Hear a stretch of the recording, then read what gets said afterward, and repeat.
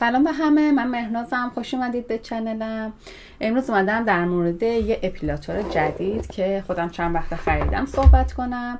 چند وقت استفادهش کردم و می‌خواستم نکات مثبت و منفیشو به شما بگم که شاید شما هم خوشتون بیاد و استفاده کنید. اسمش فلنده. من از سایت آمازون سفارش دادم.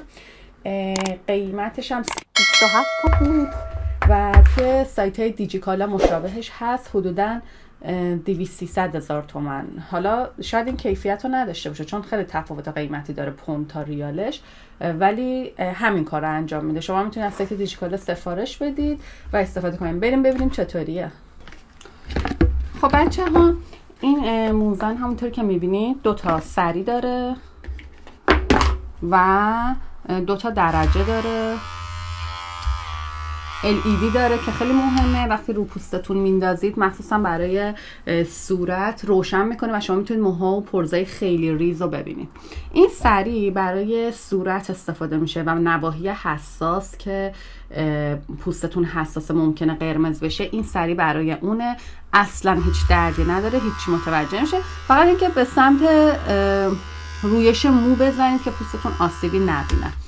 بعد 2 تا تیغه این سمت داره، 2 سمتش میبینید. این برای جاهایی که مثلا اینجا موتون، اینجا که بغل گوش هست مو بلندتره، شما میتونید با این تیغه ها کوتاش کنید. بعد که کوتاه شد با این وسط بکشید روی پوستتون. بعد با اینجوری هم سری جدا میشه. سری بعدی رو وصل میکنم.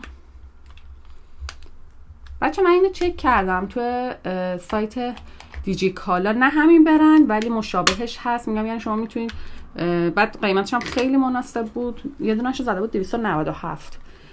شما میتونید که اونو استفاده کنید. حالا میگم که چون سبکه و قابل حمله، حالا مسافرتی خواستید برید یا جایی که نیاز هست، خیلی به درد بخوره به نظرم. بعد این که فقط یه نکته که داره واسه موهای ضخیم، یعنی مردا دیدید موهای دستشون چقدر ضخیم تره، برای اونا خوب نیست. این اصلا کلا مومنه، واسه خانم هاست. بعد 2 درجه هم داره، بخوام گفتم بهتون. بعد این سریش موها رو از ریشه میکنه، عمقی میکنه، پس برای بدن مناسبه. واسه دست ها، پاها که پوست ضخیم تری داری و هیچ آسیبی به پوستت نمیرسه. حالا اگه 1% پوستت قرمز شد یا احساس کردی خوش شد، حتما بعد از استفاده از کرم مرطوب کننده استفاده کنی، خیلی عالیه. اینم از این سریش، دیدید 2 درجه هم داره. این که چراغ LED داره خیلی خوبه، شما میتونید ببینید. بعد که کثیف شد اینا رو هم به صورت خشک هم زیر شیر آب میتونید با این براش، فرچه مخصوصش، تمیزش کنید. اینم تو جعبش بود. من خودم نزدیک 2-3 ماه ازش استفاده میکنم، راضیم. بعد گفتم تجربه‌ام با شما هم در میون بذارم. پس این سریاش بود. اینم که شارژره، یه شارژر داره. اینم که دفترچه‌شه دیگه. در کل به نظرم برای استفاده روتین و روزانه خیلی خوبه.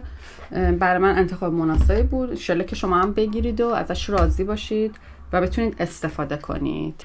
اگه دنبال یه گزینه خیلی حرفه‌ای هستی، شاید برندهای دیگه که مثل براون، مثل فیلیپس که معروفن بهتر باشن، ولی نسبت به قیمتش و استفاده که ازش کردم، من ازش کاملا راضی بودم. و اینکه مشابهش تو سایت های ایرانی هم بود، شما میتونید تهیه کنید. واسه همین گفتم بهتون معرفی کنم، شاید دوست داشته باشید. دوستای قشنگم، اگه از این سبک ویدیوها و معرفی خوشتون میاد، حتما لایک کنید و تو کامنت ها به هم بگید و سابسکرایب فراموش نشه. تا ویدیو بعدی، خدافظ.